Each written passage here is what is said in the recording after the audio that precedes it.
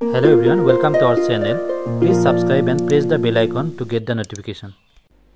এটা নতুন ভ্যাকেন্সি আছে এসএসসিৰ আন্ডাৰত মুঠ পদৰ সংখ্যা হৈছে 8326 টা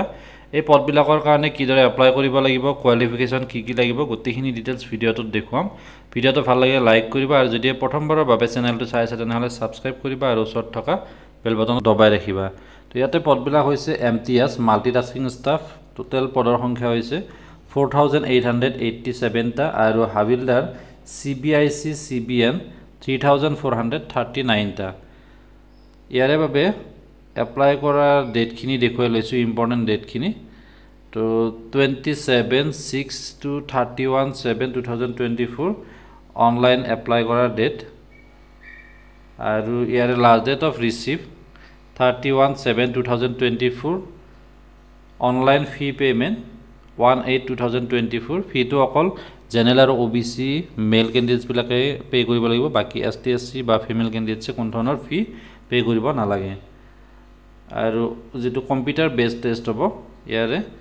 স্টাৰ্ট হ'ব অক্টোবৰ নৱেম্বৰ 2024 ত এটা আপোনাৰ এডমিটত লিখা থাকিব কোনটো শিফটত হ'ব বা কেতিয়া হ'ব আৰু পুৰণি প্ৰশ্ন কাকত বিলাক আমাৰ চেনেলত অলৰেডি আপলোড কৰা আছে তো সেইবিলাক চাই ল'ব পাৰে নেক্সট আইলো কোৱালিফিকেশন কি লাগিব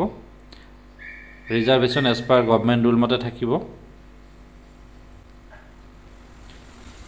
নেশনালিটি বা সিটিজেনশিপ ইন্ডিয়ান সিটিজেন হ'ব লাগিব বা সাবজেক্ট টু নেপাল আৰু ভুটান তেনেকুৱা ধৰণৰ next age limit on 1st August 2024 1st August 2024 ত এজ লিমিটটো কিমান হ'ব লাগিব তো 18 to 25 ইয়াৰ্স এমটিএস ৰ বাবে 18 ৰ পৰা 25 বছৰৰ ভিতৰত হ'ব লাগিব মাল্টিটাস্কিং ষ্টাফৰ বাবে অৰ্থাৎ 28/1999 আৰু 1/8/2006 ৰ ভিতৰত জন্মগ্ৰহণ কৰা হ'ব লাগিব বাকি এসটি কাৰণে 5 ইয়াৰ্স ওবিসি কাৰণে 3 ইয়াৰ্স তেনেকুৱাকৈ ৰিল্যাক্সেশন বিলাক থাকিব এজ ৰিল্যাক্সেশন নেক্সট সিবিআইসি আৰু সিবিএন পোষ্টৰ কাৰণে এজ লিমিটটো হৈছে 18 ৰ পৰা 27 বছৰ বয়সলৈকে তো এইখিনি হৈ গ'ল এজ লিমিট নেশনালিটি ইয়াৰে পিছত আহিব কোৱালিফিকেশন এডুকেশনাল কোৱালিফিকেশন নেক্সট অলফালে স্কুল ডাউন কৰিলে পাবা আপোনালোকে এডভাৰটাইজমেন্টটো ডাউনলোড কৰি এবাৰ চাই ল'ব কি দিয়া আছে ইম্পৰ্টেন্ট পইণ্টছ খিনি মই কৈ গৈছো বাৰু essential educational qualification on 1 August 2024 তো মেট্ৰিকুলেশন এক্সামিনেশন অৰ ইকুইভ্যালেন্ট পাস হ'ব লাগিব 1st আগষ্টৰ ভিতৰত হাউ টু এপ্লাই কিদৰে এপ্লাই কৰিব তো অনলাইন এপ্লাই কৰিব লাগিব অনলাইন এপ্লাই কৰাৰ কাৰণে যেটো অফিচিয়েল ওয়েবসাইট হয় এই ওয়েবসাইটৰ লিংকটো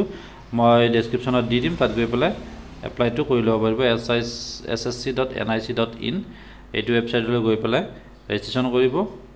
আৰু নাইবা এইটো ওয়েবসাইটত গৈ পেলাই কৰিব পাৰিব